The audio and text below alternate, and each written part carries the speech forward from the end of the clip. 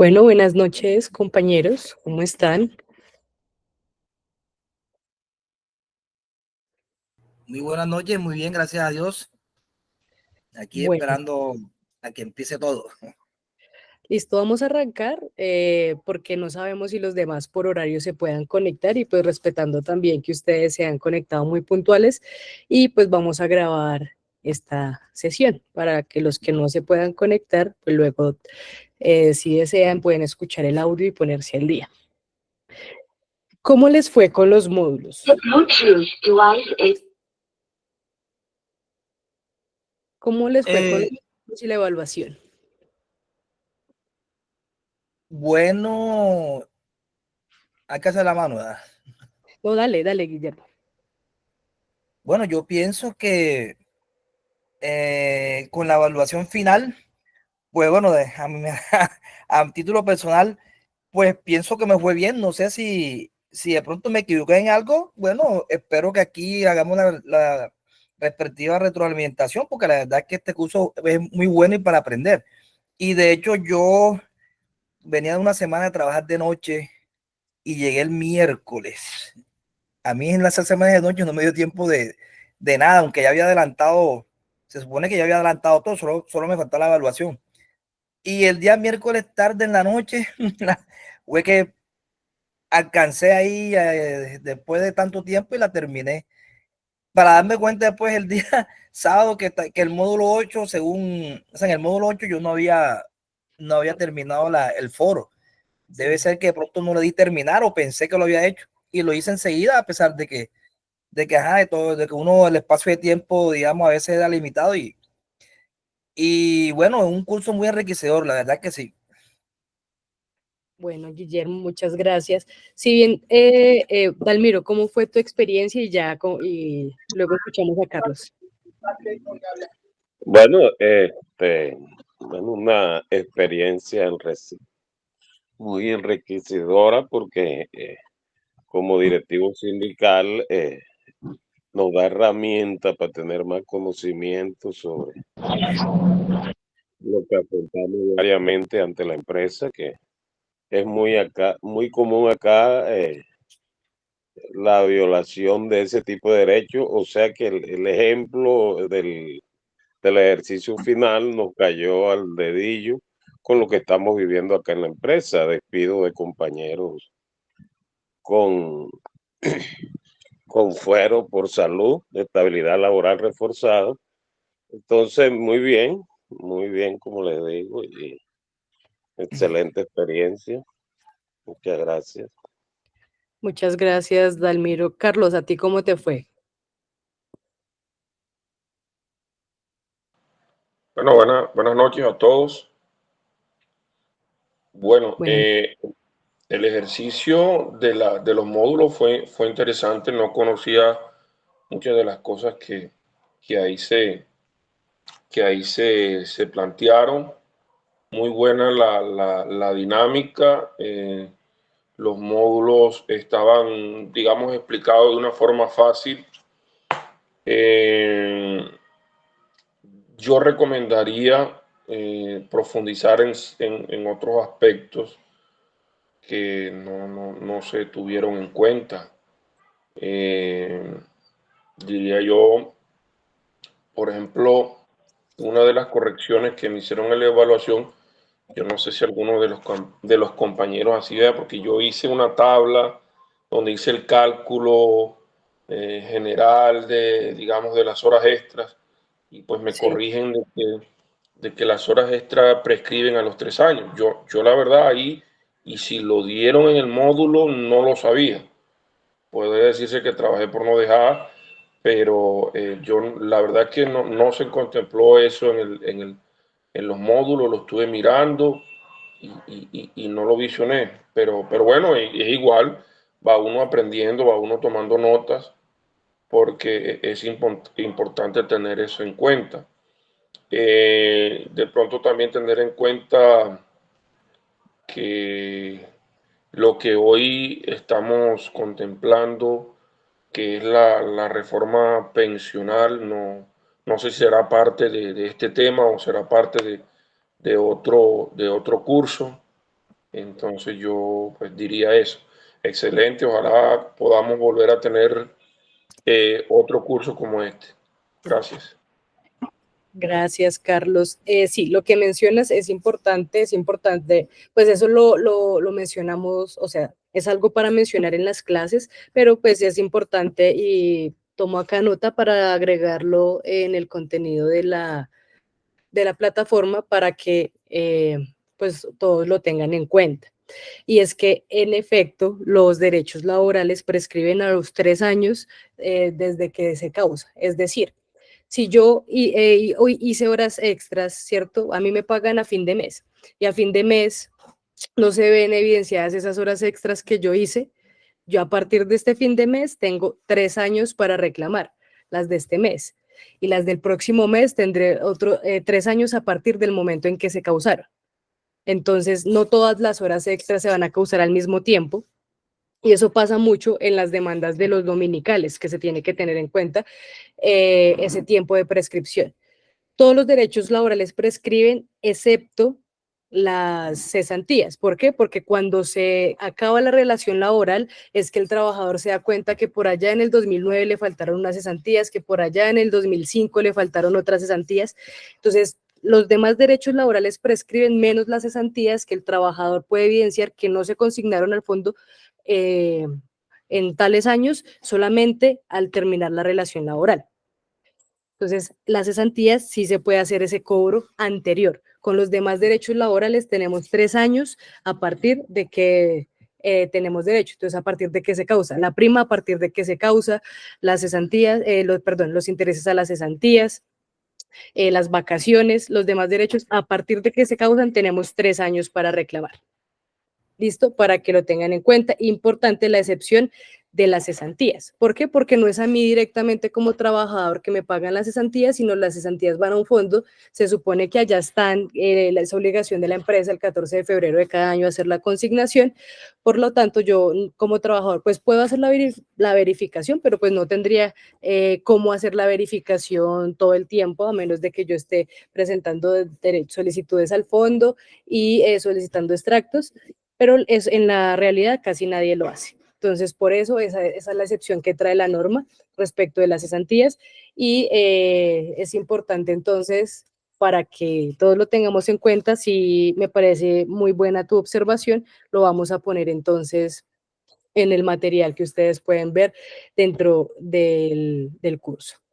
Y lo que hablas del tema de las pensiones, el tema de pensiones sí es un curso independiente al tema de derecho laboral individual y de procesos. Esto es un acercamiento genérico a los derechos laborales como laborales individuales. El tema pensional es otro tema distinto. Y si bien acá tocamos otros temitas así por encima, como el tema de estabilidad laboral, que ya ahorita lo vamos a tocar, Una, es un tema de derechos laborales básicos. Sí, señor. una preguntita. Sí, Guillermo. ¿Puedo hacer una pregunta? Bueno, ahora que el compañero está mencionando lo de las horas extras, pues eso es interesante, sí. Hasta ahora yo me acuerdo, ¿verdad? Que siempre lo que es horas extras, compensatorio, todo eso prescribe a los 3 años. Yo tengo una duda, como yo hice ese ejercicio, yo lo hice prácticamente trasnochado y el último día que lo terminé que hacer a las 8 de la noche. Pero en este ejercicio, digamos, se supone que cuando cuando uno le piden pues, sin justa causa, se toma el último salario, ¿no? Como base, con horas extras y todo, ¿no? Y se Sí, saca sí, un promedio o sea, un promedio del salario. correcto. Y ese promedio salarial es el salario base de liquidación. Exactamente. Okay. Ya si de pronto la persona la despidieron sin justa causa y de pronto no demandó, esperó 1 año, 2 años, ahí sí aplicaría de pronto lo que dice el compañero, que si deja pasar los 3 años, ya en horas extras y todo eso, ya le prescribe. Exacto, sí, es diferente. Cuando nosotros vamos a revisar un caso, si al trabajador le han pagado las horas extras, pues simplemente con los desprendibles de pago podemos sacar el promedio. Pero si el trabajador laboró horas extras y nunca se las pagaron, pues ya tendría que hacer un proceso diferente para la reclamación de esas horas extras para luego hacer un reajuste de la liquidación. Ah, ok. Vale. Listo, Guillermo. Luis Carlos, ¿a ti cómo te fue con el ejercicio y en general con los módulos? Bueno, buenas noches y buenas noches a todos. Pues bien, me parecieron como bastante bien explicado la caja de herramientas y el material de apoyo me ayudó mucho. No he revisado cuál fue la realimentación del último ejercicio.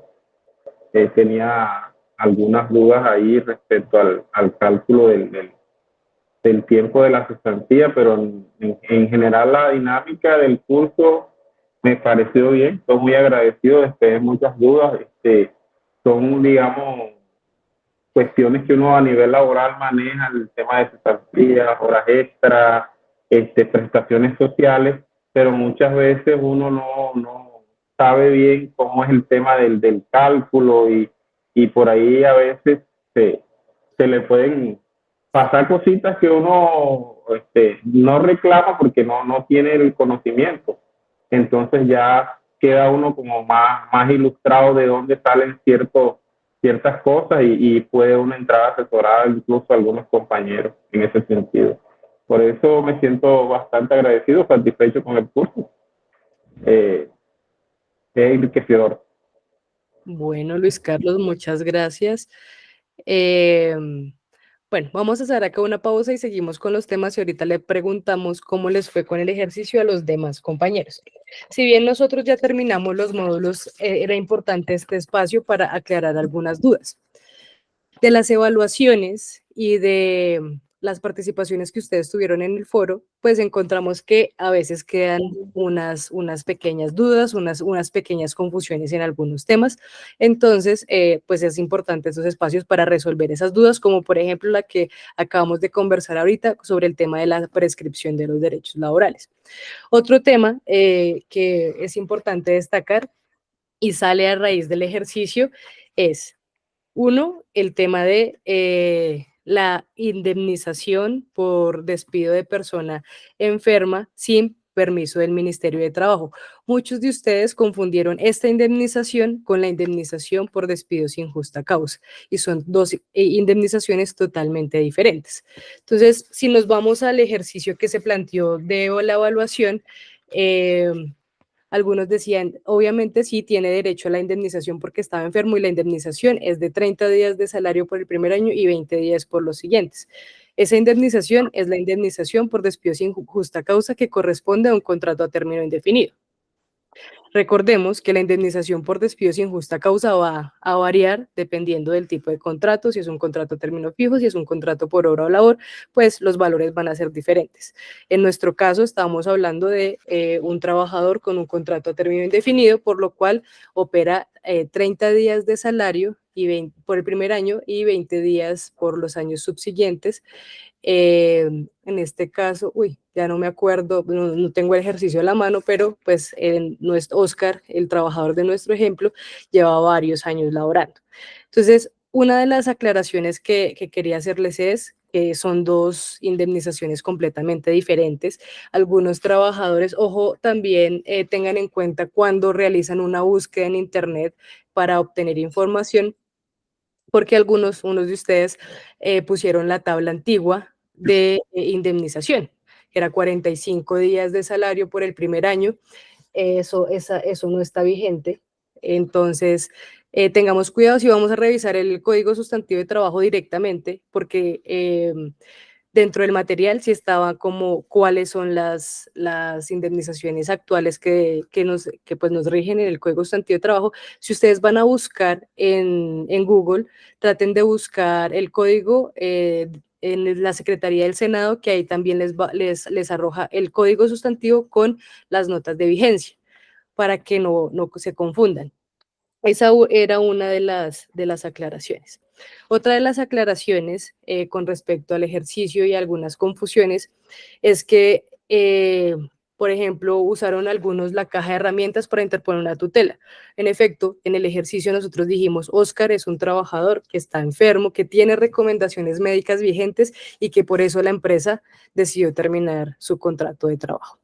Entonces, primero, vamos a ver los requisitos o los elementos del tema de la estabilidad laboral reforzado para que proceda una acción de tutela, y algunos de ustedes bien lo nombraron en los foros, y es primero la existencia de una enfermedad, que tenga una enfermedad, que esté en un tratamiento médico, que el empleador tenga conocimiento de su estado de salud, y esta es muy importante. ¿Por qué? Porque la estabilidad laboral reforzada es un mecanismo que me protege a mí como trabajador de no ser despedido por discriminación, que me discriminen a mí por mi estado de salud.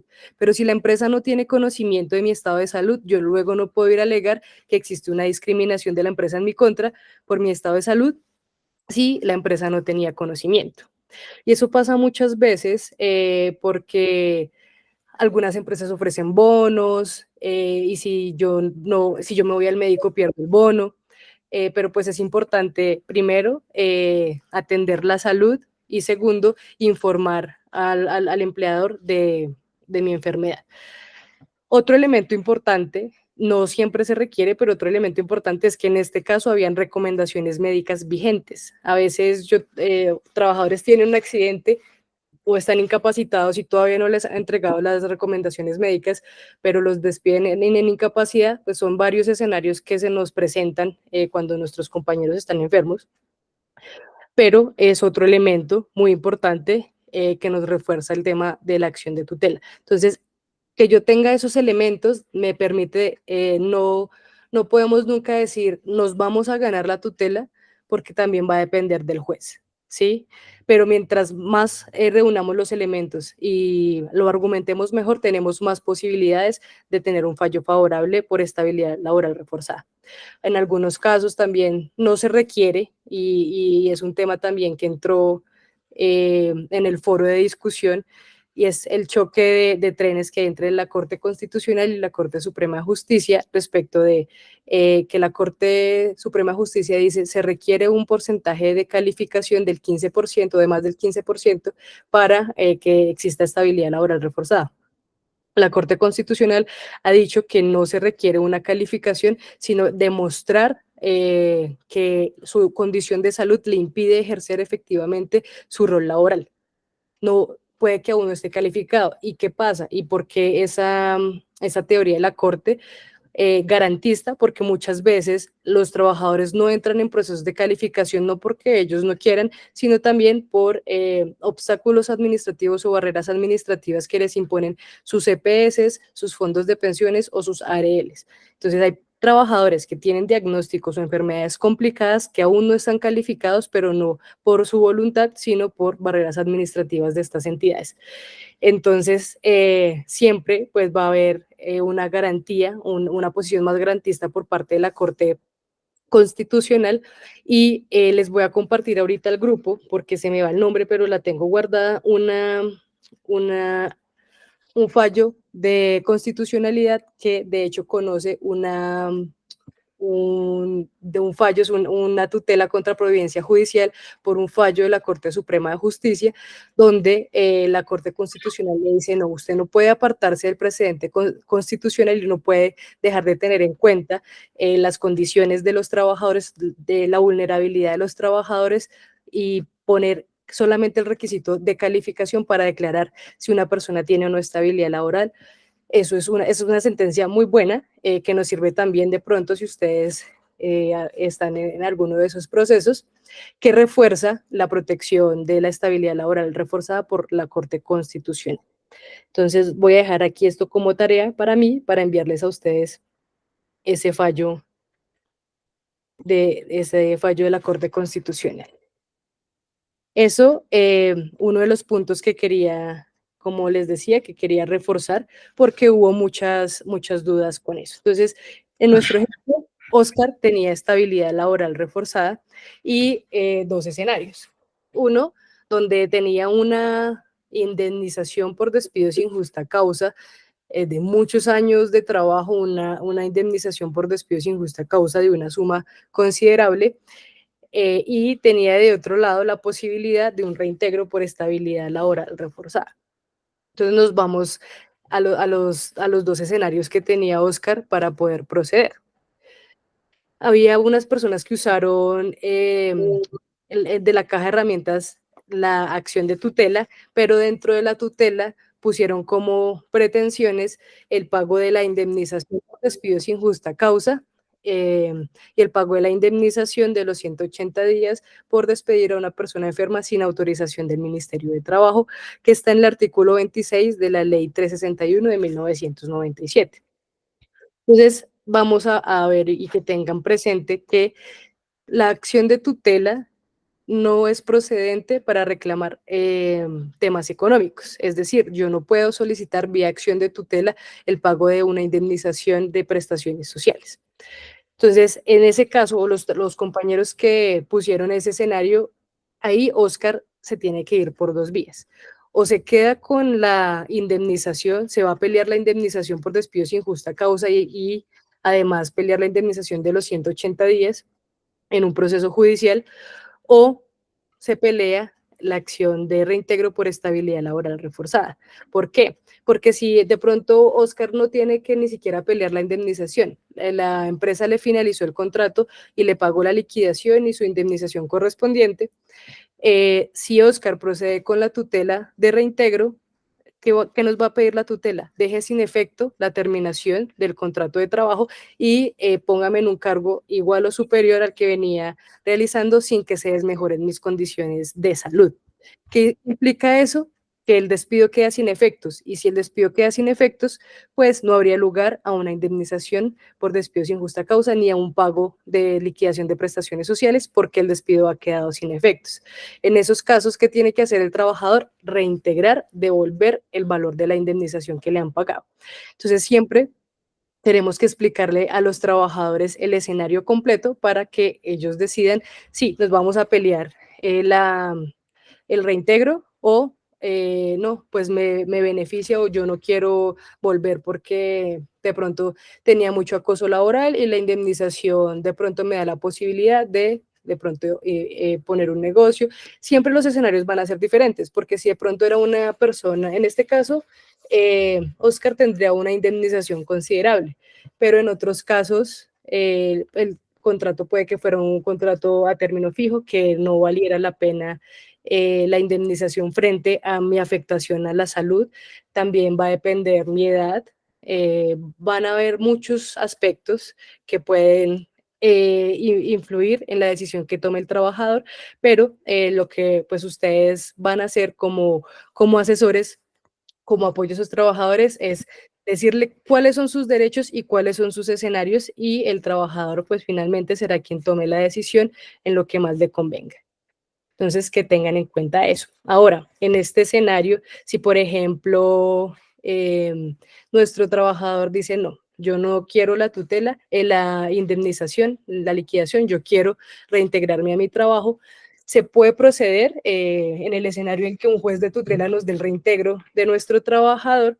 No obstante, no implica que como Oscar se dio cuenta que no le habían pagado unas cesantías, no obstante, él puede realizar las reclamaciones ante la jurisdicción ordinaria por el pago de esas cesantías con la sanción moratoria correspondiente, aún cuando pues él elija el reintegro a la compañía por condición de estabilidad laboral reforzada.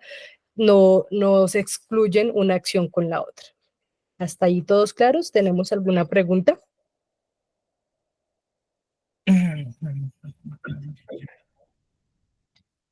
Guillermo. Me quedó claro lo que usted acaba de decir con respecto a o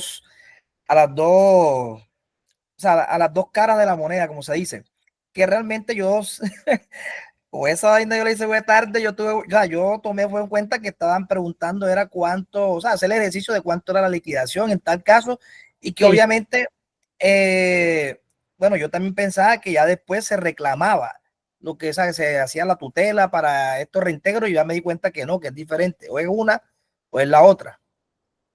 Exactamente. Por eso, pues, es importante este tipo de espacios posterior a la evaluación, porque en la evaluación nos damos cuenta de pronto si quedaron algunas dudas o qué confusiones pudieron haber quedado de la lectura del material. Digamos que esos fueron los puntos como más fuertes. Otro tema que es muy importante para ustedes es el tema del debido proceso. Y pues yo quería hacer como una mención especial en eso. Todos los sabemos, y los que no sabemos lo vamos a recordar, que el procedimiento disciplinario de la empresa va a estar establecido en el reglamento interno de trabajo, en el contrato de trabajo. Algunas veces hay unos aspectos importantes del debido proceso, y en la convención colectiva cuando yo estoy afiliado a una organización sindical. Es importante que conozcamos en un proceso disciplinario, tanto tengamos acceso al reglamento, a la convención colectiva, al contrato de trabajo, porque allí están algunas de nuestras obligaciones y funciones, y dentro del reglamento y dentro de la convención van a haber unos límites, casi siempre, no siempre, en los reglamentos no están esos límites temporales a las etapas del debido proceso. Entonces, les voy a compartir pantalla. ¿Ahí están viendo mi pantalla? Sí. Listo. La apertura del proceso disciplinario, que nos dice que la empresa nos debe decir a nosotros, nos debe comunicar por qué me va a abrir a mí un proceso disciplinario, me va a decir dónde está en el reglamento interno de trabajo esas causales que a mí se me están imputando, y con la notificación me tendría que trasladar a mí las pruebas que fundamentan esos cargos o faltas que la empresa está diciendo. Se debe indicar un término prudencial para que el trabajador se presente a descargos. Entonces, hay varios elementos que se tienen que tener en cuenta solamente en la apertura del proceso disciplinario. Y del foro de participación, muchos de ustedes decían no. En la empresa donde yo trabajo, no me entregan las pruebas con la apertura del proceso disciplinario. ¿Qué podemos hacer ahí? Cuando a mí me entregan la apertura del proceso disciplinario y no me trasladan las pruebas, yo puedo presentar un memorial a la empresa diciendo, solicito el aplazamiento del proceso disciplinario, de la diligencia de descargos, perdón, aplazamiento de la diligencia de descargos hasta tanto la empresa no me traslade las pruebas en que se están fundando las acusaciones para poder ejercer de manera efectiva mi derecho a la defensa. ¿Por qué? Porque no es lo mismo que yo pueda tener acceso a las pruebas 1 o 2 días antes del proceso disciplinario y poder así gestionar y preparar mi defensa, también determinar, de acuerdo a las pruebas que ellos me presentan, qué pruebas puedo yo solicitarle a la empresa para efectos de ejercer mi defensa. Que si yo llego a la diligencia de descargos y me exhiben allí las pruebas y no tengo tiempo ni para analizar ni para preparar mi defensa de manera adecuada. Entonces, es importante esta situación porque varios compañeros dijeron, no, a nosotros no nos trasladan las pruebas. Entonces, en los procesos disciplinarios, presentar un memorial. Si la empresa dice, no, no le voy a trasladar las pruebas, podemos presentar una acción de tutela por violación al debido proceso antes de que se cierre el proceso disciplinario, es decir, en ese momento. Si la empresa dice, no, no le voy a trasladar las pruebas, su diligencia de descargos queda para tal día, en ese momento podemos iniciar una acción, interponer una acción de tutela porque existe una clara violación al debido proceso y se me está limitando el ejercicio del derecho a la defensa. ¿Qué pasa generalmente? Es que nosotros esperamos a que finalice el proceso disciplinario para interponer algún tipo de acción. En este caso, pues ya la afectación va a estar, si yo me presento a los descargos, yo solicité las pruebas y no me las dieron, pero igual me presento así a los descargos, ya va a estar ahí la afectación. Y si el proceso disciplinario, yéndome más adelante, si el proceso disciplinario termina en un despido con justa causa y yo no tengo ningún tipo de estabilidad laboral, pues yo no puedo presentar una acción de tutela por reintegro por debido proceso. Entonces, por eso es importante durante el proceso disciplinario, si hay elementos y si se evidencian violaciones al debido proceso antes de que se termine el procedimiento disciplinario, interponer las acciones en el momento o en la etapa donde yo encuentre la violación al debido proceso. Es muy importante que tengan eso en cuenta. Otra cosa que es muy importante y que lo vamos a ver dentro de la diligencia de descargos es, bueno, ustedes pueden estar acompañados por 2 representantes de la organización sindical a la que pertenezcan y como trabajadores, y casi no pasa tampoco, pero deberían ejercerlo. Bueno, no sé cómo es el ejercicio de ustedes, en otros sindicatos no lo hacen mucho, y es que ustedes como trabajadores también pueden solicitar y presentar pruebas. Muchas veces nos quedamos solamente con las pruebas que presenta la empresa y lo que buscamos es defendernos de lo que la empresa nos entregó y no buscamos solicitar como otras evidencias o presentar otro material probatorio. Entonces, por ejemplo, me llamaron a descargos a mí, eso nos pasó en otro sindicato. Llamaron al trabajador a descargos porque había presuntamente tratado mal a otro compañero. ¿Y cuál fue la prueba? Ninguna. Un reporte escrito diciendo Pepito Pérez el día tal me insultó, me dijo esto, esto y esto. Al trabajador lo citaron a diligencia de descargos por pues agredir verbalmente y maltratar a sus compañeros de trabajo, calificando esto en su reglamento como una falta grave. ¿Qué tenía o qué hizo el trabajador en ese caso? No habían más testigos, entonces simplemente era el argumento del compañero que presentó la carta contra el argumento que él presentara dentro de la diligencia de descargos. Entonces, ¿qué hicimos en ese caso para que le diera más fuerza a la defensa del trabajador?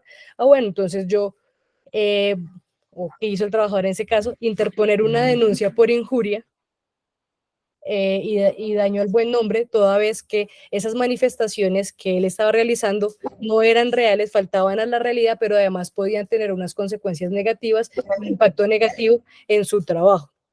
Entonces, ya no estaba en un proceso disciplinario jugando una manifestación contra otra manifestación, sino que también había por medio una denuncia ante la fiscalía.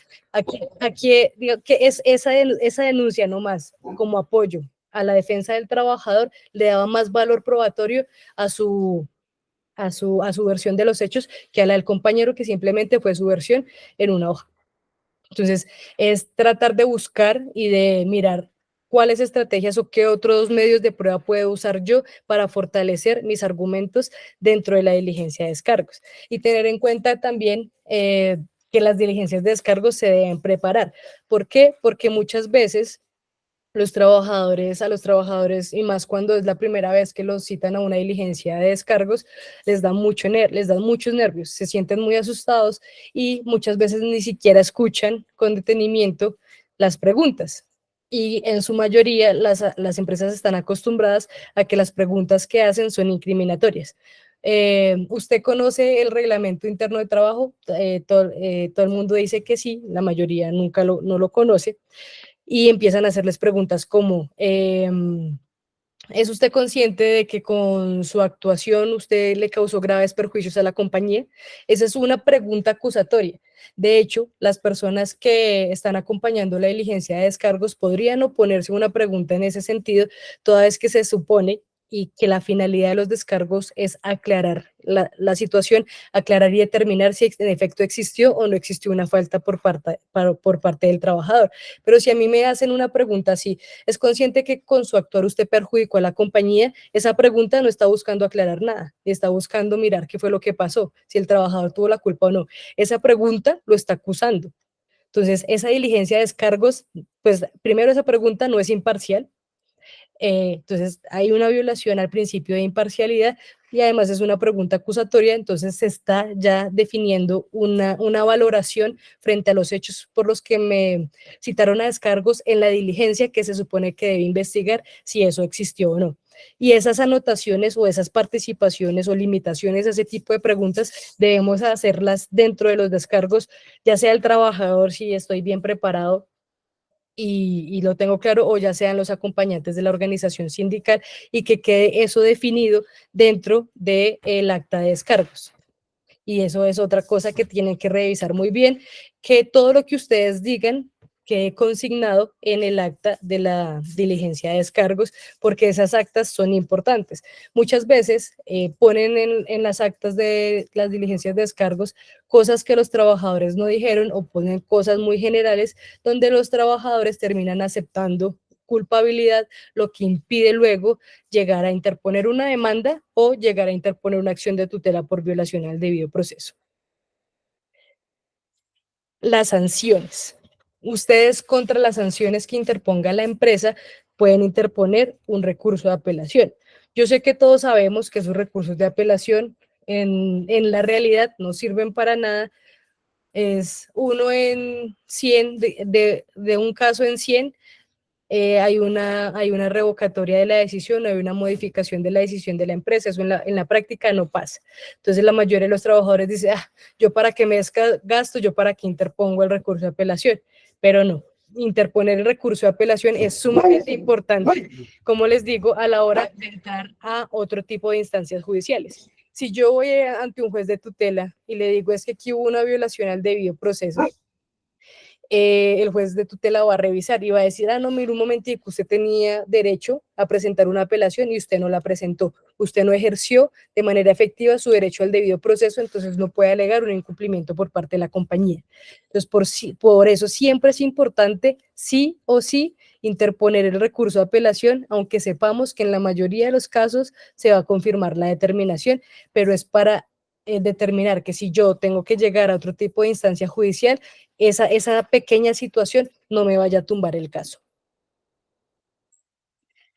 Y la respuesta definitiva de la empresa. ¿Qué se supone o qué es el deber ser?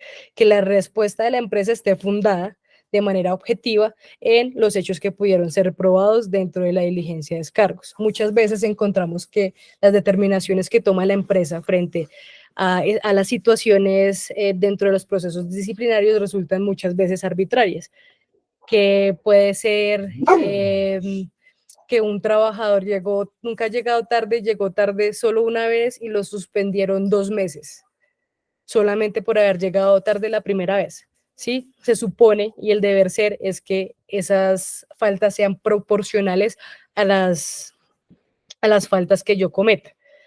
En esos casos, pues ya es el final del proceso disciplinario, vamos a determinar en qué punto estamos y determinar si podemos interponer o no una acción de tutela o si nos toca una instancia judicial.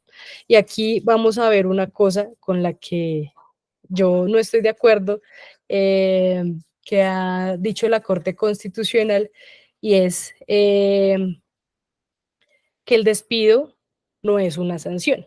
Y como el despido no es una sanción, no se puede presentar acción de tutela por violación al debido proceso cuando existe un despido, o sea, esa es la regla general, porque el despido no está considerado como una sanción, sino está considerado como una facultad que las empresas tienen, que se llama la facultad resolutoria para terminar los contratos de trabajo. Lo que yo pienso a manera personal es que si la empresa, o sea, si existe la figura de la terminación de contrato con justa causa, debe esa justa causa estar efectivamente demostrada para poder ejercer esa facultad resolutoria de los contratos de trabajo.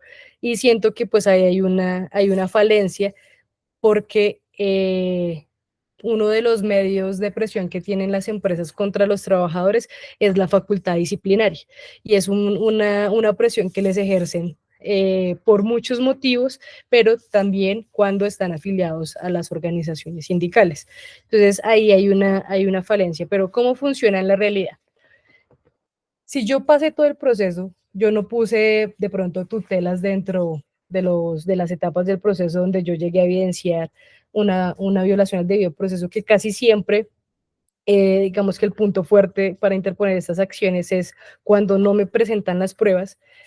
Si yo dejé hasta el final y me despidieron, si yo soy una persona que estoy bien, que yo no tengo ningún tipo de estabilidad, ningún tipo de fuero, así existan falencias dentro del proceso disciplinario, yo no puedo pedir un reintegro.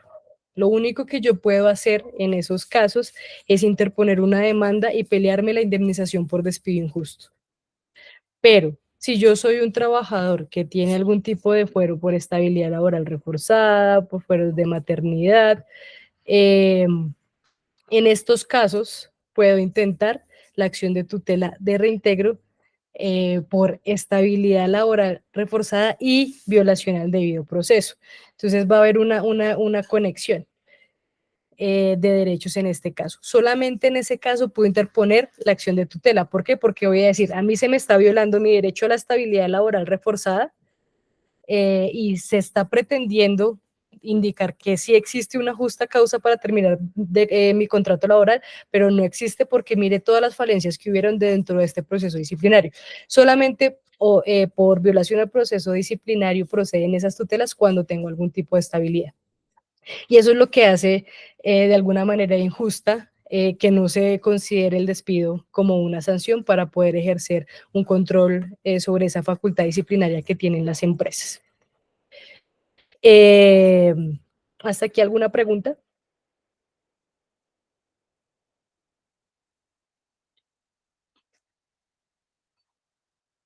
No, bueno, es importante. Listo, primero Guillermo y luego Luis. Una preguntita, ahora que usted ha dicho eso de la sanción, o sea, ya entiendo que si tiene estabilidad reforzada por enfermedad, ella, digamos, le va a demostrar de que por esa razón tendrían que hacerle el reintegro. Entonces, lo que entiendo es que cuando se da el proceso y uno ve, pues, enseguida que uno se observa que una violación al debido proceso, como por ejemplo las pruebas, independientemente de lo que sea, uno enseguida, sea ese o otra cuestión que uno se da cuenta, enseguida apelar. O sea, puedes presentar tutela, digamos, no porque hay apelación todavía, no porque no hay sanción todavía. Pero la tutela. Ajá, la tutela, por si acaso, o sea, la tutela para tener como, digamos, una base para más adelante poder usarlo a favor. Porque es difícil, como usted dice, de que sea por sanción, sino que la facultad de las empresas es algo totalmente diferente a la sanción. Exactamente. Entonces nosotros tenemos muchos casos de acciones de tutela que han salido favorables porque la empresa no ha querido trasladar las pruebas y el juez de tutela dice, no, un momentico, se tiene que garantizar el debido proceso, trasládele las pruebas al trabajador y posterior hace la diligencia de descargos para que el trabajador pueda preparar efectivamente su defensa. Entonces sí es importante no dejarlo pasar, pero sí empezar a, digamos, empresas donde no se presente así, que hagan el traslado de las pruebas, no me trasladan las pruebas, un memorial solicitando aplazamiento hasta que me den las pruebas. Si la empresa dice no le voy a dar las pruebas, acción de tutela inmediatamente. Luego se supone que se continúa con el proceso disciplinario, pero ya hay un antecedente de una violación al debido proceso por parte de la compañía, lo que implica a la empresa una obligación de terminar el proceso disciplinario con garantías al debido proceso. Luis. Bueno, yo más que una pregunta quería, digamos, respecto al tema de la apelación. De pronto es que escuchaba que a veces, digamos, hay algunos trabajadores que se ascienden de presentar apelación porque sienten que eso no va a tener ningún resultado. Yo diría que en el caso de Sintracarbón como tal, a nosotros siempre a los compañeros los orientamos hacia la apelación y tenemos un porcentaje alto de buenos resultados, reducciones de la sanción e incluso llevarlo digamos, de una sanción hasta un simple llamado de atención. Sí nos ha dado bastante resultado nosotros en Sintracarbón en el tema de la instancia de apelación y los procesos disciplinarios. Y es importante hacerlo también porque muchas veces son, digamos que no es una política de la empresa en algunos casos, sino son algunos jefes, algunos coordinadores específicos que incumplen pues los estándares del tema del debido proceso y abusan de su poder. Entonces sí es importante siempre interponer los recursos de apelación correspondientes.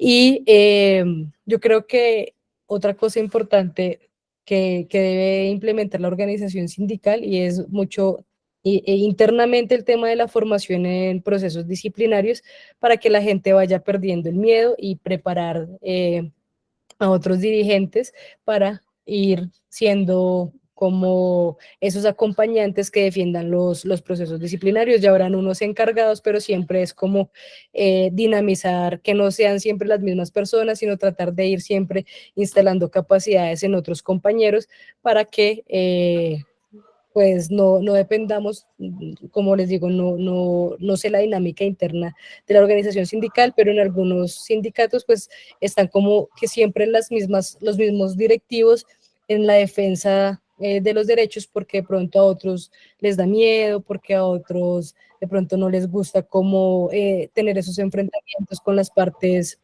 de recursos humanos, pero es también animarlos a que hagan el ejercicio, a que tengan en cuenta las etapas del proceso disciplinario y a que también participen en el ejercicio de la defensa. Luis.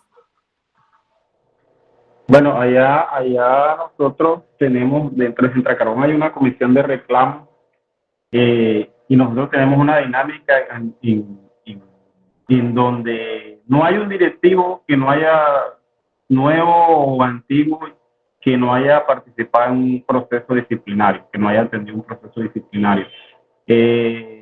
Cuando no hay mucha experiencia, en este caso yo soy directivo primer periodo, y inicialmente iba a los procesos disciplinarios a hacer acompañamiento, porque nosotros, si bien tenemos establecido que son dos dirigentes quienes representan al trabajador, o sea, en el papel, quienes firman, yo he asistido a descargo donde vamos hasta 7, 8, 10 directivos, depende de la magnitud. Cuando es, digamos, un proceso disciplinario que es código 14, que tiene potencial de que el compañero pierda el puesto de trabajo, la diligencia se activa casi que en pleno y mucha gente se dedica a trabajar ese proceso. Entonces, creo que estamos haciendo el ejercicio bien. También yo, como te digo, soy nuevo, no sé si esa dinámica también nació por lo grande que es la empresa y el grupo que compone la comisión de reclamo no daría abasto, porque en este preciso momento, en estos 3 últimos años, hemos tenido un aumento en cuanto al proceso disciplinario y lo hemos visto como una estrategia de la empresa que, digamos, situaciones que antes eran de manejo del supervisor y que no se llevaban hasta un proceso disciplinario, ahora lo están pasando como descargo y algunas situaciones que antes no tenían la gravedad de a un artículo 14, ahorita están llamando gente a proceso disciplinario con artículo 14 por situaciones que en otros tiempos sí ameritaban un proceso disciplinario y de pronto hasta una sanción, pero no le colocaban esa gravedad que pone, digamos, lo vemos como una estrategia como para mantener a la organización sindical, porque en el caso de Sintracarbón, cuando hay un llamado a descargo, artículo 14, la dirigencia se activa en pleno. Muchas gracias, Luis. Sí, lo que tú dices es muy cierto y yo lo mencionaba también ahorita, y es la facultad disciplinaria y los procesos disciplinarios como tal, las empresas los usan como medio de presión muchas veces. A los trabajadores, a algún trabajador que reclama o a los trabajadores de la organización sindical, es como el medio más fácil, digamos, que tiene la empresa de presionar a los trabajadores. Por eso es importante que hagan esos ejercicios como el que tú mencionas, una movilización de la organización sindical ante las estrategias de la empresa, también para movilizar estrategias de defensa por parte del sindicato en la defensa de los trabajadores.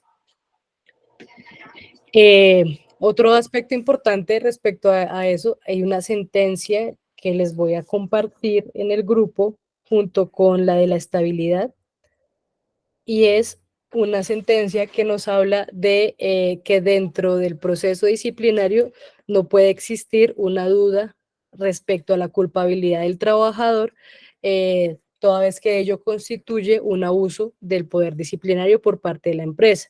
Esa es de una sentencia de constitucionalidad que es muy importante y que la pueden usar como referencia, ya sea en los recursos o en las acciones de tutela que puedan interponer.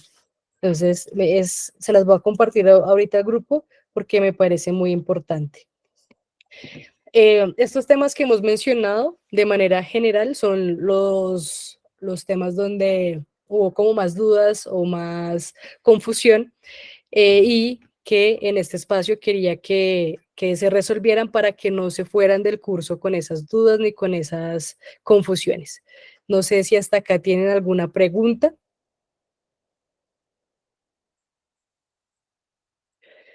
No, entonces, nada, yo quería agradecerles a todos ustedes por el esfuerzo, por la dedicación. Yo sé que ustedes tienen unos turnos de trabajo muy complicados que retomar o ingresar a la plataforma, hacer las actividades después de, de sus jornadas. Es un compromiso muy grande que ustedes tienen con ustedes mismos y con la organización sindical y con el propósito que ustedes tienen como líderes sindicales de participar en la defensa de derechos de sus compañeros, y esa labor que ustedes hacen es muy, muy importante, y que ustedes estén capacitando es ponerle un poco el freno a las empresas, porque siempre lo hemos dicho que uno de los elementos principales de abuso de poder por parte de las empresas es el desconocimiento de los trabajadores. Entonces, mientras ustedes conozcan cuáles son sus derechos y las herramientas y los caminos para defenderlos,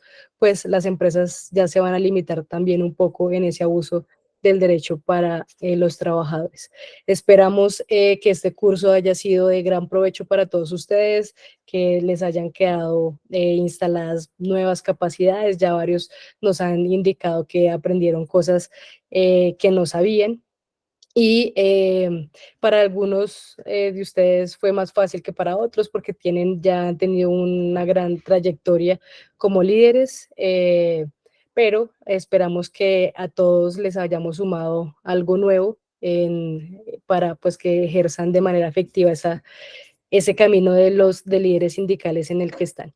Entonces, muchísimas gracias a todos por ese compromiso, por esa dedicación, sobre todo ustedes que aun cuando ya se entregaron las notas, ya sabían que habían aprobado el curso, ingresaron a la clase de hoy para resolver todas las dudas. Eso demuestra que ustedes no hicieron el curso solamente por el certificado, sino el compromiso de ustedes que tienen ustedes por aprender y por terminar de manera efectiva el ciclo formativo.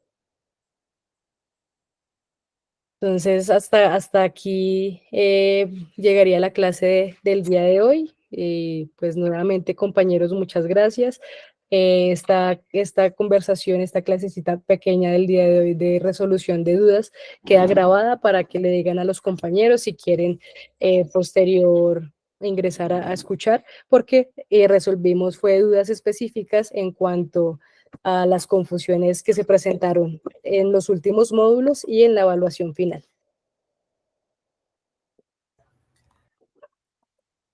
Buenas noches, Yurani.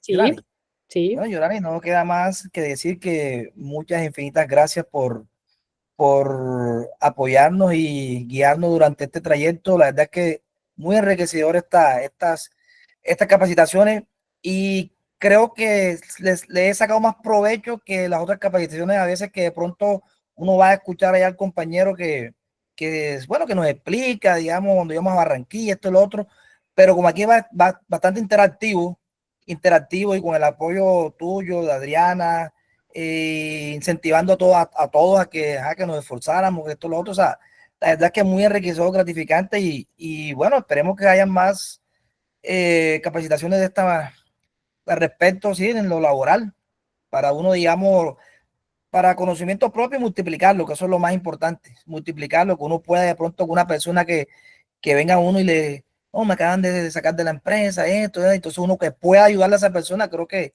es lo más gratificante que puede haber. Claro que sí, Guillermo. Incluso el material que les queda a ustedes de la Real, que está diseñado para que no sea tan normativo y que sea más fácil de entender, a ustedes les queda ese material que lo pueden usar también para folletos, para las carteleras sindicales, para que también pues, puedan compartir y multiplicar ese conocimiento que adquirieron en el curso. Luis.